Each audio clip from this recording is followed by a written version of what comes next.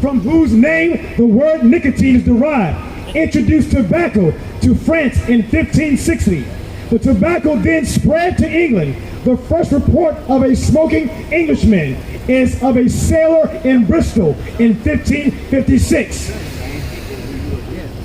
The same, why he brung this out is because we're against these statues because we realize it's white supremacy, correct? The same thing we're doing has been handed down by the same statues that people supposedly want to destroy and get rid of. Wouldn't we want to destroy also the ideologies and the things that was given to us, which also is poison, just like we see this? So by a simple process of elimination, we understand the religion came from oppression, right? Nobody can deny that. Somebody got to be real ignorant out here to deny that. But why is it that we want to destroy statues, but not want to destroy the very ideology and the doctrines that they gave to us? So we're running around, we're smoking, we're drinking, all the things, the items that we look at, the cotton and everything. All of our people, we're not ignorant. We worked, slaved, died for those things. It's hot out here today, right? Imagine it being 10 more degrees and you still have to pick cotton, sugar cane, tobacco. Did we profit off of tobacco? They got a huge sign off the 95, isn't it? Yeah. Is our families getting residuals monies from that? No, it is not. So why he brung that out is, what we need to do is purge our minds first. Writing on these statues and doing this stuff is actually a small piece of the mind state what our people have to come out of. Great. You understand that's oppression. You understand that that is a slave mentality passed down. Great. Now come out of the ideologies as well, because guess what's going to happen? History will repeat itself if you continue in the ideology. Because what you're saying is, I have Stockholm Syndrome and I have zero discipline. That's why we must conduct ourselves with zero emotions.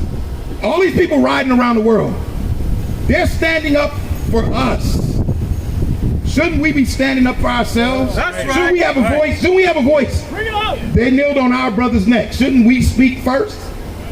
Why is that not happening? So all of these things that's going on, we're going to close it out. But the point is, think about what you're doing.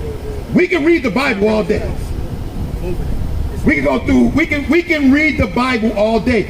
But if we don't apply simple things out of it to get back our nation, like the Bible going to show us how we need to get healthy again, we haven't done that. That's why we all have sicknesses. Because our people are from an environment, biblically, that show us what we need to eat, how our diet should be and everything. But we have left that because we believe in some type of mystical system called democracy, and everybody's fighting for different things. Listen, we're standing here out of concern and love. You don't see change buckets sitting in front of us. Understand that. But at the end of the day, there's something coming to the earth that no man, I don't care if you write on the statues, take it down or whatever, we're telling you what the Lord told us. There's something coming to the earth, and no one, not the United States with all their military might and their nuclear bombs, no one, not England, not NATO, not the Chinese man, not North Korea, not South Korea, no one is going to be able to stand before that day. Right now, the Lord has the so-called black man and Hispanic man in a docile mind. If he turned the switch and we become military-minded, no one on the face of the earth will be able to stand before that. But how can we become military-minded when we don't have self-discipline? Learn, young brother. That's right. Oh, yeah. Hey, you want ready to close it up? Yeah, don't forget your phone. Give me, and like the brother said, we come for the love of the people. Our own people call the law on us. Little they do know, the law supported. We've been in the streets 10 years. Flawless record. We talked to the lieutenant governor who backs us 100%. So calling the police ain't gonna do nothing. They know us. This is new to people in the streets. We're in the streets every week, almost every day. The law would never do nothing to us because we teach the truth. We're not telling nobody to shoot nobody or harm anybody. Not at all. If so, show us.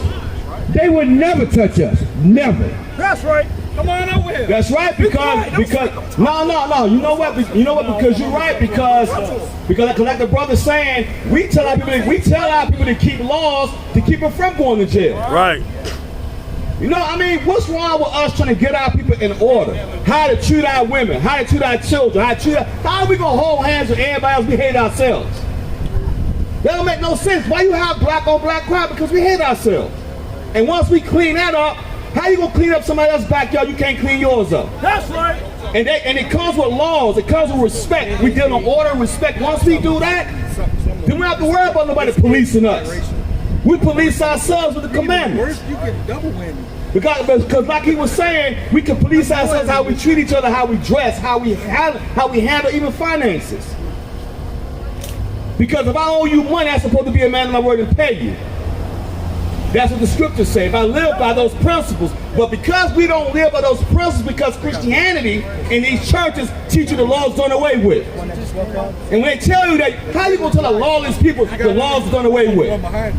But yet if something happens, how are we supposed to handle it? You see how crazy that is? So we're not telling our people that I can start forming a militia, go and hunt people down. We don't do no crap like that. What we do, we try to tell us to come together under God's laws in Christ. Okay? But let's close out. Give me Matthew chapter 26, verse 10. The book of Matthew, chapter 26 and verse 10. When Jesus understood it, he said unto them, why trouble ye the woman? Because when Christ was about to die, he understood there was a certain lady that was about to anoint Christ because he was about to die. Right? Read. For she hath wrought a good work upon me. For ye have the poor always with you. Aren't we poor? Theoretically, we're poor. Every metropolitan city, we're always in the hood. You think it's coincidence? Biblical prophecy. Read. But me you have not always. Because Christ knew it's time to go to the Father was at hand. He understood that. You won't have me always. Read. For in that she had poured this ointment on my body. She did it for my burial. Verily I say unto you, wheresoever this gospel shall be preached in the whole world, there shall also this that this woman hath done be told of her. Now, when we preach, when we preach this gospel, we have to read this as a memorial to this lady. What pastor do that? They don't do that. Christ says we're supposed to read this everywhere we go after we're done. They pay homage to this lady, this sister, because she did a great work upon Christ. Okay, to make y'all understand that. And to let y'all know, we get the Most High Christ all the praise and glory for allowing us to even come out here and teach this word. Because that's our due diligence we're supposed to do to come to the streets. We go to the streets. Okay, not just here in Virginia, all over, because we have to preach the gospel. And that's what we're supposed to do. Okay? But like I said before, we'll give the Most High Christ all the praise and glory. Yeah, just like the brother said, all praise to the Most High for allowing us to even come out and teach this truth. And we just want to end it with this. Peace to those who love us, and double peace to those that hate us. Because we're still going to keep on doing this truth. We're still going to peace to those that love us, and double peace to those that hate us. All right? Because guess what? This movement and this truth will not stop. That's right. All praise to the Most High. Shalom.